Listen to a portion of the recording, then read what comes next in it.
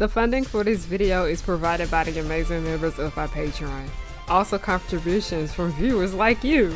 Thank you. Y'all started from PBS Kids, what you gonna do? Fight me? Anyway, roll the video.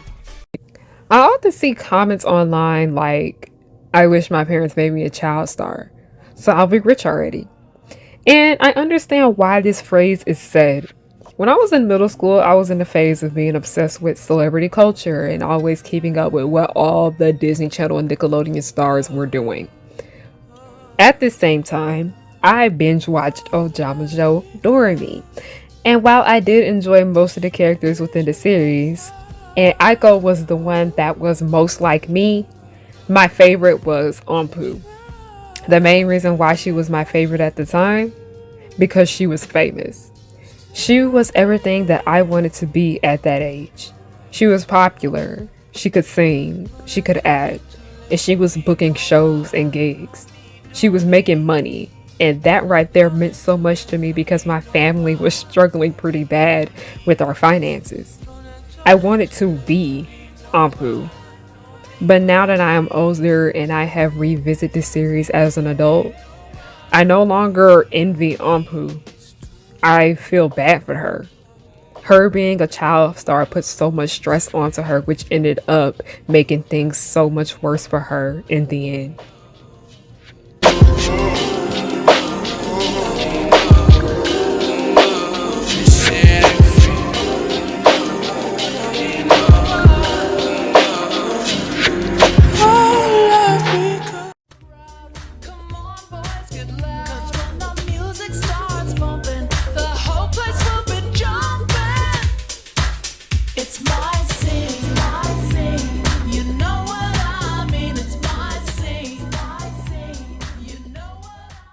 Hey y'all, it's Harriyanna and I'm back with another video. Hello, how are you doing? My name is Harriyanna and welcome back to the pirate ship, also known as Harry Hook's pirate ship. I am the captain. You were not my first mate. I don't got no first mate because you want to know why? Come here.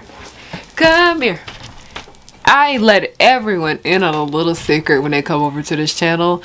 Nobody's worthy of being the first mate. But hello, how are you guys doing? My name is Harriyanna and I like to make content based off nostalgia and family and children's entertainment and all the issues that I find within those spaces. Now today's video is one that I really wanted to post a while back, but it just made me so sad. Like, it honestly hurt me. But I really want to talk about ojamajo doremi again because this show just deserves more attention. It deserves more recognition, and one of the best ways to get people to watch something is by somebody on YouTube making a video about it. So here we go. We're not just going to be talking about ojamajo doremi, we're going to be mentioning other things as well, but because of the one aspect in this series that really makes it makes you feel things, I think it's important that I sit and discuss this with you all. Like I had mentioned in the intro, many people often say that they wish their parents forced them to be a child star, and I'm just gonna sit here and tell you now, you better be thankful that your parents didn't make you a child star, alright? In this video, I want to look at children's media with some nuance when it comes to the subject of child stars, because we always hear stories, especially on YouTube. It's one of the most popular kinds of videos that people make. Videos about child stars, them speaking up. Shut up! I don't like how why does Discord want to go off as soon as I want to record? Like, God, you ain't want to buzz for the last 30 minutes and now you go now? Like I was saying, there's plenty of content on this platform about real life child stars and them speaking up about the things that they had to deal with being a child working within the entertainment industry. But one thing a lot of people don't seem to pick up on is that we do see a lot of this on the television screen. We see it in our cartoons. We see it in children's media just as well. The struggles of being a child star, which is very ironic because so many of the child stars that work on these productions that are portraying what it's like to be a child star, they weren't being treated the best, and we saved that for last in this video. We're gonna get to the subject of Hannah Montana. One show I think they did a great job with touching on the subject of being a child star was that Moesha parody they did on the Proud Family, where it was basically the girl's name was Aisha, her show got canceled, and then we found out the reason why her show got canceled is because she didn't want to act anymore. She didn't want to be on TV. And then also another great example would be in Miraculous Ladybug, one of the lead male characters named Adrian Agreste. He is forced to be a model by his parents. I remember that he even said at one point what he wanted to be when he grew up was to be what his parents wanted him to be. And his parents want him to be this model, this influencer, this public figure. Basically like a Kardashian type. And we see that he's not happy about it. That's actually one of the more positive, better, not positive, but more well-written parts of this series. But today I want to bring up 3 examples and elaborate them a lot more, because all 3 of these examples are different from each other, but they all share one common trait, and that is the burden of being a child star. So let's start. We're going to start with Miss Onpu, who was the purple-haired girl in the series Ojamajo Doremi, known as Magical Doremi here in America. Don't even get me started on Magical Doremi. Ojamajo Doremi is one of those shows that just kind of never got mainstream attention in America because, one, they didn't dub the entire series. They only dubbed the first season of the show, and that's only the first 50 episodes. They didn't even dub the entire first season because they cut out so much of the shit that happened in the episodes. Because I remember there's one episode that the runtime is like 23 episodes long. Not 23 episodes, 23 minutes long. And the American edit, the English dub, they cut it down to like damn near 17 minutes. I was like, what? And then also they ended up cutting one of the episodes from season 1 because they thought it was too dark to air in America and couldn't figure out how to cut so much stuff out of it. They just got rid of it altogether. Honestly, that is a whole separate video for another time, because them shitty Deke and 4Kids dubs honestly did more harm than good. If you would like for me to make a video about them ass 4Kids dubs, leave a comment down below. Do y'all want to see that? Because those dubs are extremely problematic. Speaking of shitty dub, the second reason why Ojamajo Doremi never really got mainstream attention in America is because its dub was just that bad. Like, I kid you not. I showed the dub to my friends the other day to prove to them how horrible it was. We really couldn't even get 5 minutes in because we couldn't believe how awful it was. Like, they even changed the theme song. There was no reason for you to change the theme song. That's the only dubs. It's only 2 dubs I can tell you that had great, amazing theme songs that were, you know, changed in English. The Sailor Moon dub was amazing. The theme song was amazing. That dub was a mess. And the Sonic X dub was great. That theme song was great. And then the Pokemon theme song, that dub theme song was great, okay? But I can't say how to felt the need to just change the theme song, because the theme song, there was nothing wrong with it to begin with, and it was just, oh god, oh Jesus. But another reason why the 4Kids dub was so terrible, because not only was the performances bad, it didn't really capture the heart of what Ojamajo Doremi was. Like, what makes Ojamajo Doremi stand out so much, in my opinion, is because it was a children's show that wasn't afraid to make you feel emotional. It wasn't afraid to be human. Because of how dark the storylines got, you forgot that this show was about magic. You forgot that this was a magical girl series because of how deep it went. Because one thing about Ojamajo Doremi, in my opinion, magic really is not the main focus of this series. It may seem like it's the main focus of the series in about the first 10 episodes, but actually when you get into it and actually get a feel of what the world is like, we get more to the realistic aspects of the series, and you kind of forget that magic is even there. Magic is an important point in the plot. It isn't the main focus, because this show had a sense of realism that plenty Western animated series didn't have. The only show that was on air at the same time as Ojamajo Doremi that actually I'd say is the most closest to it would have to be Hey Arnold, which was on Nickelodeon. Hey Arnold is one of my favorite shows. I think it's amazing. But while Hey Arnold didn't go as far as Ojamajo Doremi did with realism, it had it, and that is what makes Hey Arnold so memorable. Usually when people are talking about Hey Arnold, they're talking about those moments in the show that make them feel things. Now, as I mentioned in the intro, onpu is a child star, and when it comes to onpu focused episodes, they kind of are a bit hard to watch because you get to see how much of her being an idol weighs on her. Like I briefly mentioned in my Totally Spies video when I was talking about the episode of Ojamajo Doremi when they went on the subject of eating disorders. Yes, this was a children's show that touched on the subject of eating disorders, and they didn't do it in that kind of way where it was just like, oh, everything's fixed, yada yada yada. No, we actually got to see how painful this was to this girl because of how hurt she was about her weight and how bad she wanted to lose it. In that video, I mentioned that onpu had spoken up about how she has to watch her weight because you know she is an idol. onpu is 9 years old. Now, there's an entire episode in the first part of Ojamajo Doremi where onpu wants to go see her father. But on the same day of her father being in town, she has a really big audition for a TV show. And because of that happening on the same day, she's having a really difficult time getting to see him. She wants the part in the television show. She truly does.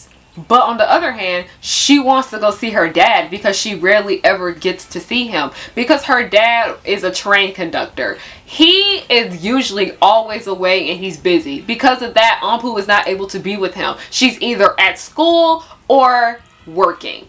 When onpu is working, he is home and she is not able to spend time with him. Now, onpu does whatever she can to try to get to her dad's train in time, but she is unsuccessful. And when I tell you, pain is what you feel in this scene, you feel it and it hurts. In this scene, she was running as fast as she could to try to get her father's train. And when I tell you, she ran so fast and she realized she didn't make it, she tripped and fell and she just stayed there. She ended up falling on the ground and she stayed there for a minute. After a while, she got back up and she talked to her friends. Her other witch friends didn't use magic for her to be able to make it to her dad's train in time. We all love a good ass happy ending, alright? But this show, remember in a previous video where I was talking about sometimes it's important for a television series to sit? Part of the reason why so much in Miraculous Ladybug, and I bring up Miraculous Ladybug because it's in the same genre as Ojamajo Doremi, that being Magical Girl, so many of the moments in the series fall flat because the show doesn't know how to sit down and be still for a bit. As I mentioned, onpu did get to go see her father in the end because her and her friends used magic in order for her to see him. But why did the scene work? If onpu had used magic to begin with to go see her father, this scene wouldn't have been as powerful. The scene before it wouldn't have been as powerful, to be exact. Because that scene where onpu ran as fast as she could through the train station to try to meet her father and she tripped and fell when she realized she missed it, it stayed there for a minute. And we actually got to feel and see the hurt that she had to deal with in this moment. The team behind this show held that scene there for so long because they wanted you to get an understanding of how much this pained her. While Ojamajo Doremi is a show about magic and all that shit, it's not just about glitter and pretty dresses and whatever the fuck. It's a show about life. onpu in the first season had been shown to use her magic for her own advantage when it came to booking jobs. And then later on we find out why she's using magic in order to cheat and get these jobs has to do with the fact that she wants to please her mother. I'm gonna be real. I don't like onpu's mom. I don't. I didn't like her as a kid. I still don't like her now. She did her daughter so dirty. onpu's mother was a child star like she was, but her career didn't last that long because there was an incident where it was time for her to perform. On the way for her getting up the stairs for her to get on where she was going to be performing at, she ended up tripping and falling and she fell down hard. She ended up breaking her leg, and not just with her breaking her leg, she ended up having a lot of other health complications just as well, and she could no longer perform. She had to retire early, and because of her retiring so early, she now lives her dreams through her daughter, onpu. Her childhood trauma is what led her into being a stage parent. And that's when I think it kind of got worse for onpu, in my opinion, because while I did feel bad for her mom in that moment, because nobody deserves that. Nobody deserves to have an accident happen to them that young that leaves them with so many health complications later on in life. She didn't deserve that shit at all. But she also should not have forced her daughter to be a child star because she didn't get to live that dream out long enough as she wanted to.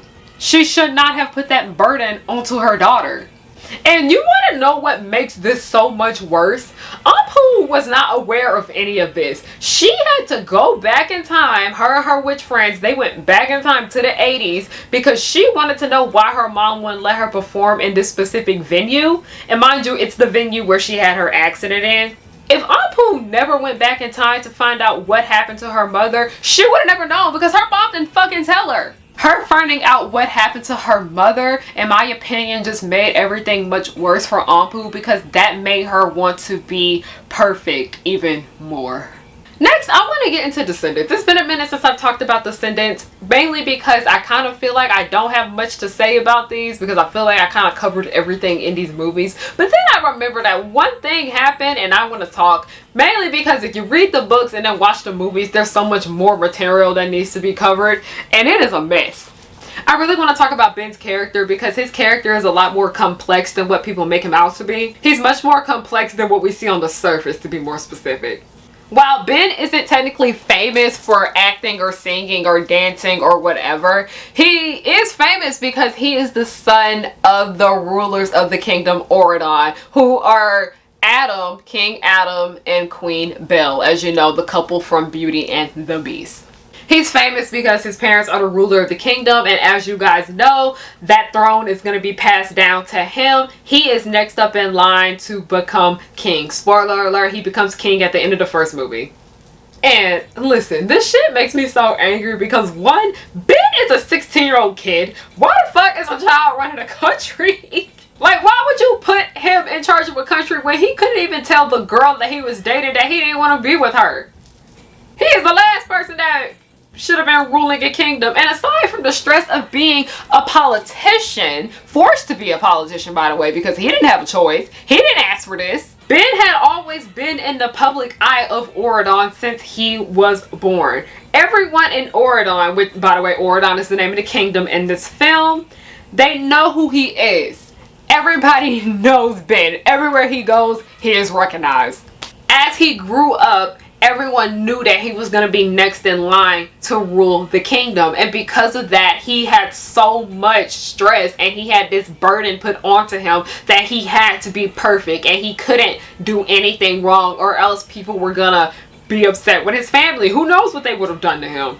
And because so many people have such high expectations for him, he dates a person that he doesn't want to be with. He's mainly with her for the sake of status. This is Audrey, by the way. His family knows that if he marries Audrey Rose, the daughter of Sleeping Beauty, who belongs to a very wealthy, powerful family, the Rose family to be more specific. And if you use your context clues, you can pick up on that Ben and Audrey were in an arranged marriage. Mainly, this is more so in the book, The Isle of the Lost, because we find out that they have been together for a while, where their parents introduced them to each other while they were young, and this was the only girl, just the only person, period, that he had ever been with. And then at the end of Descendants 3, you know, where Ben ends up marrying another girl, Audrey's grandmother is upset with her because she wasn't able to keep him. So that's how we pick up on the fact that this was an arranged marriage. That is so fucking sad. Ben's entire life was just everyone telling him what to do and that he needed to be perfect and that he couldn't mess up at all, because in the Isle of the Lost book he ended up upsetting a whole bunch of people and animals, because there were animals in this scene that got mad too. It's Descendants, just bear with me. And him and Audrey were putting gift baskets together for everyone as their way of saying sorry and to keep them on their good side. They're 16. They should not have to do that. And the thing is, like, he can't mess up because everyone knows he's next in line. That's the person that's going to be in charge of them. Ben, like plenty of child stars, they are in a position that they did not ask to be in. They got forced into the public eye without their consent. And when I sit here and I think about so many of the problems that went on with Ben's character, I can't help but think of the Olsen twins because it's literally the same. Ben literally was famous for when the day he came out the womb, okay? The day that Belle gave birth to him, Ben has been famous. He has been in the spotlight. He's never not had eyes on him. The Olsen twins got their first acting role when they were 9 months old. Yes, little Mary-Kate and Ashley weren't even 1 yet when they started working. Babies should not be working, y'all.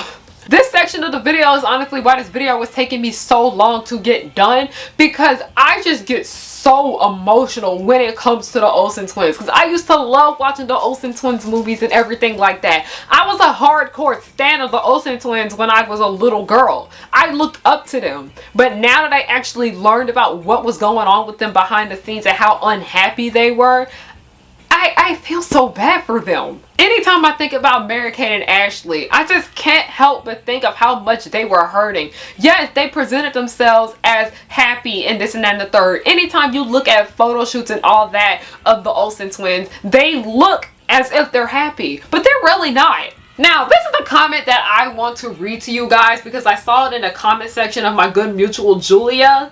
Her video about the Olsen twins, I'm pretty sure most of y'all have seen it because it has 1 million views. Bravo, girl. You deserved it. I'm going to sit here and read you guys this comment before we move on to the next section of this video. I met them backstage at a taping for a show they did when I was 15. My dad worked at Universal at the time. I was 9 and devastated that they were so drawn, sad, and tired looking. I saw how miserable they were immediately. They were also barely larger than me. They had a rehearsed introduction for themselves. Hi, I'm Mary-Kate, and I'm Ashley. They remembered my dad's name and signed a headshot for me. I truly felt terrible for them. Now, the last one is a piece of media that I think pretty much all of y'all are familiar with. Especially, I'd say people that are in their early 20s and late 20s. Y'all know exactly what I'm about to talk about. And we're talking about Miss Hannah Montana. If you don't know what Hannah Montana is, I'm pretty sure a lot of you do. If you don't, you live under a rock. But Hannah Montana is a show that focuses on a girl named Miley Stewart, played by Miley Cyrus, who is the daughter of Billy Ray Cyrus, a famous country musician. He plays her father in the show just as well. The show focuses on Miley Stewart, who lives a double life as a pop star named Hannah Montana. She looks exactly the same. When she becomes Hannah Montana, she's just wearing funkier outfits and a wig. That's the same girl. How can y'all not tell? Now, Miley is living a double life because she wants to experience childhood. She wants to have a normal life. But she basically goes to public school and all that, and, joining clubs, the typical things kids at public school do. But her double life makes this all so much sadder because she notices how different people treat her when she's just Miley and not Hannah. Miley is one of the most unpopular kids at her school, at least in the first 2 seasons of the series. She used to get picked on. Nobody liked her. People used to point and laugh. She was not that girl. But when Miley turned into Hannah, it was a big difference. When she was Miley, she only really had 2 real friends. No one at her school gave a fuck about her. But when she was Hannah, everyone wanted to be her friend. And what made this all so much worse is that this is the reason why she didn't want to be famous in the first place, because she was able to see how different people treated her. There were these 2 main girls in her class named Amber and Ashley. They used to bully Miley down. Come to find out, Amber and Ashley are big fans of Hannah Montana.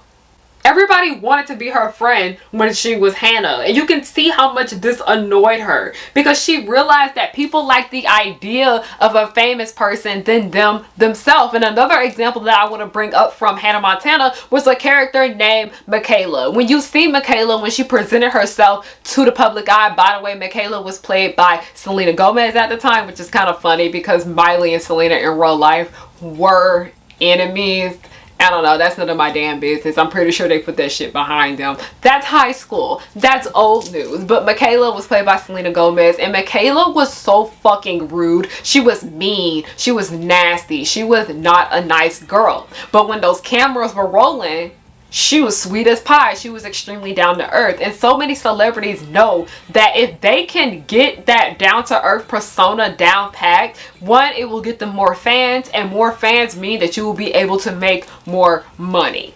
Miley and Hannah were the same person. It was just different hair and different clothing. And I'm gonna be real, Miley could be low-key awful. Like, she could honestly be a bitch so many times in this series. Miley acted no different when she was Hannah. But you saw how in real life, barely anybody liked Miley. She was not cool. She was not that girl.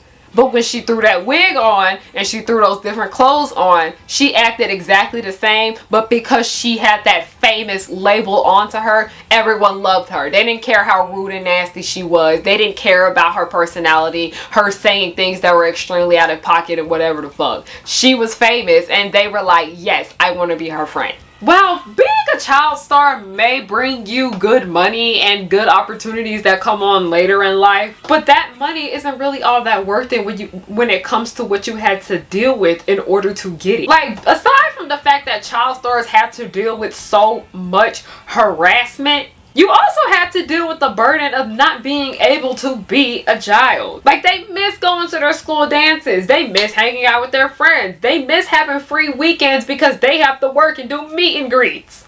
Like, I kid you not. I remember when Shake It Up was on air, every damn weekend Bella and Zendaya was in a new city doing a meet and greet.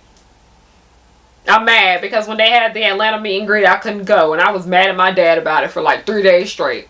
And they also get to miss out on spending time with their loved ones. Like I just never will get over that scene where onpu just stayed on the ground when she tried to go see her dad and the train left because she felt as if she failed him. If she was never in this position of having to be a child star in the first place, that wouldn't have happened. I know a lot of people get on here and say, like I mentioned earlier, I wish my parents made me a child star. Be grateful that your parents just put you in little extracurricular activities like dance class and cheerleading and community theater. Kids don't need to be in the public eye like this because kids should not be working. Like, what? I really highly recommend that you guys do some research on Mara Wilson because she has opened up about her experience as being a child star. And yeah, I remember Christina Ricci opened up too about it. And one thing I want to mention about Dorothy Dandridge, because her mother was awful to her. Not Dorothy Dandridge, Dorothy from Wizard of Oz, Judy Garland. Her mother like forced her to do minstrel shows. What? It's so sad. I am so thankful now. Like, I used to get so angry at my dad for like not letting me sign up for like those Disney auditions that ended up, you know, being scam in the first place, and actually trying to go to movie sets that were filming close nearby and whatnot. I'm very thankful now that I was able to have my childhood. As shitty as my childhood was, I know it may have been a little bit worse if I was in the public eye. But anyways, that's all I want to say for this video. Thank you guys so much for watching. I hope you guys enjoyed it. Please do. I worked really hard on this.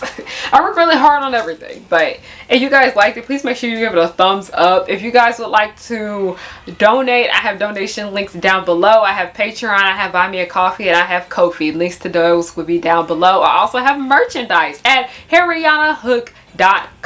Link to that would be down below. If you guys want to know where you can support me, I'm running a GoFundMe campaign right now for my web series called The Progenies. We really want to get back to filming, but we don't have the funds to do so. The link to that will be down below just as well. If you guys want to know ways you can support me for free, just stream The Progenies. The links to the episodes are down below. And if you guys want to follow me on everything at Harriyanna, all the links are down below, but it's spelled like Harriyanna.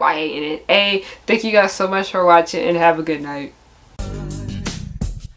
'Cause I work hard to get to this point in my life.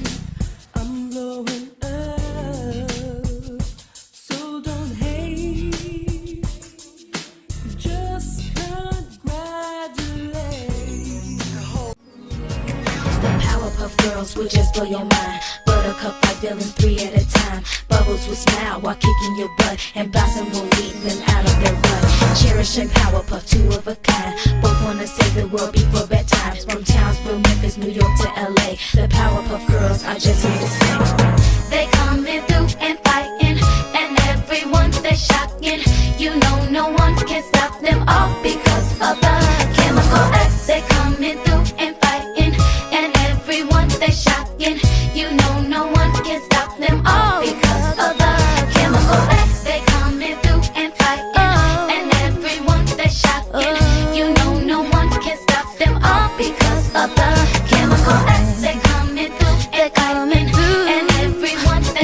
bugging. You know no one can stop